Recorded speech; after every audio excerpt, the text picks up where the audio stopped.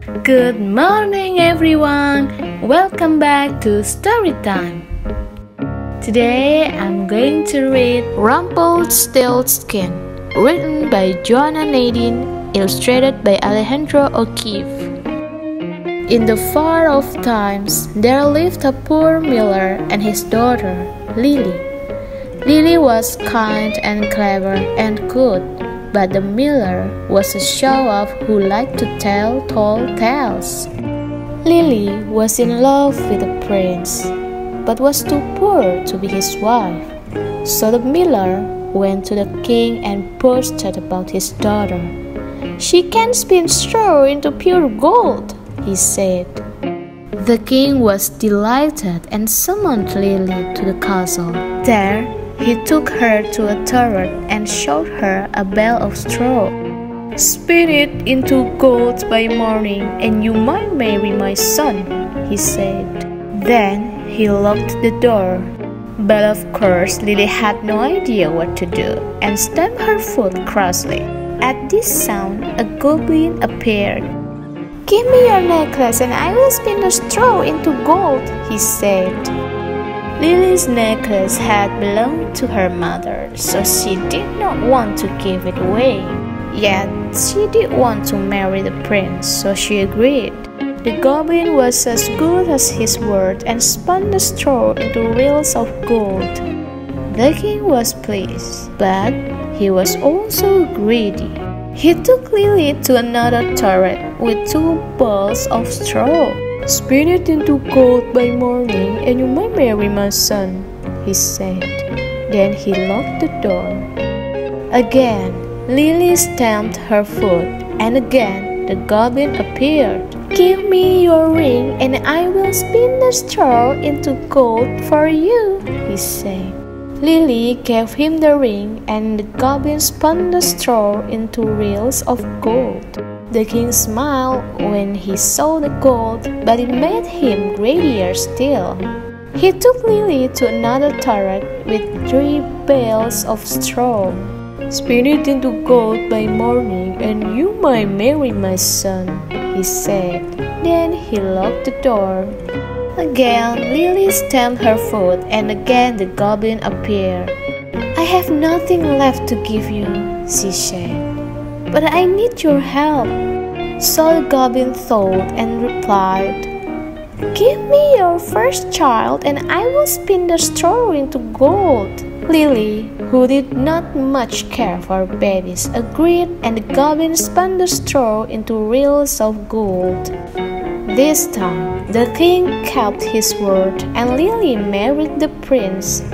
The years passed, and in her happiness, Lily forgot that she did not much care for babies. She and the prince had a little boy. They called him Tom. Lily also forgot her promise to the goblin, but the goblin did not forget. On Tom's first birthday, he came to the castle and said, "Give me your baby." Lily could not bear to be part of Tom and offered the goblin gold instead. But the goblin said Tom was the only treasure he wanted. But as I have told you, Lily was a clever girl. "If I can guess your name, will you let me keep Tom?"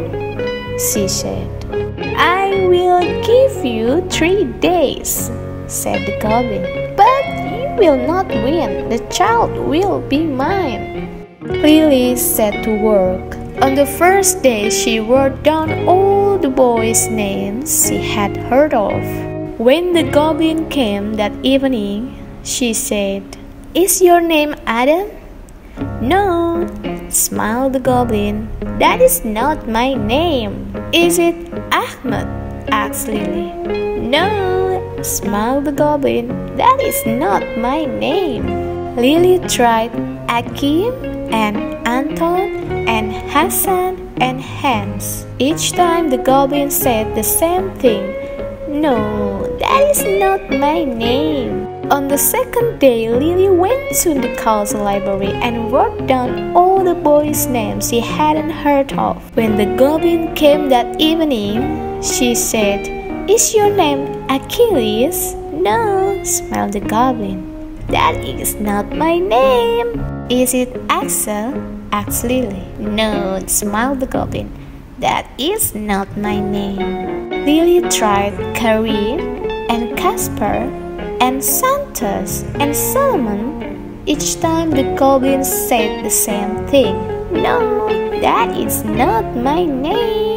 On the third day, Lily had run out of ideas, so she went for a long walk into town. She walked around the market, listening out for anyone with a different name. The only names she found in the market were ones she had already tried, like James, Jack, and Jones. Lily had almost given up hope when she saw a market stall selling reels of thread. A little man was singing to himself as he stacked them in neat piles.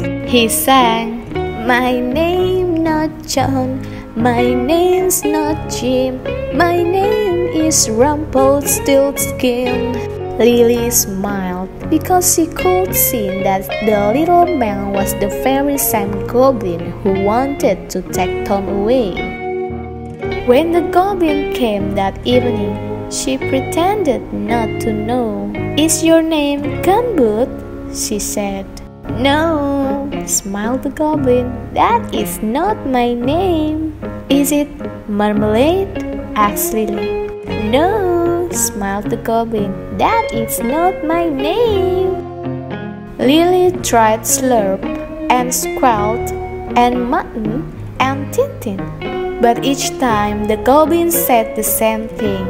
"No, that is not my name." Then Lily had one last guess. "Is your name Rumpelstiltskin?" she asked. The goblin stamped his foot so hard it went through the floor. He pulled with all his might, but he was stuck fast. Lily offered to help him as long as he vanished forever. The angry goblin disappeared. Tom stayed in the castle with Lily and the prince, and for all I know, they are living there still. The end. Thank you for listening this story, and see you again.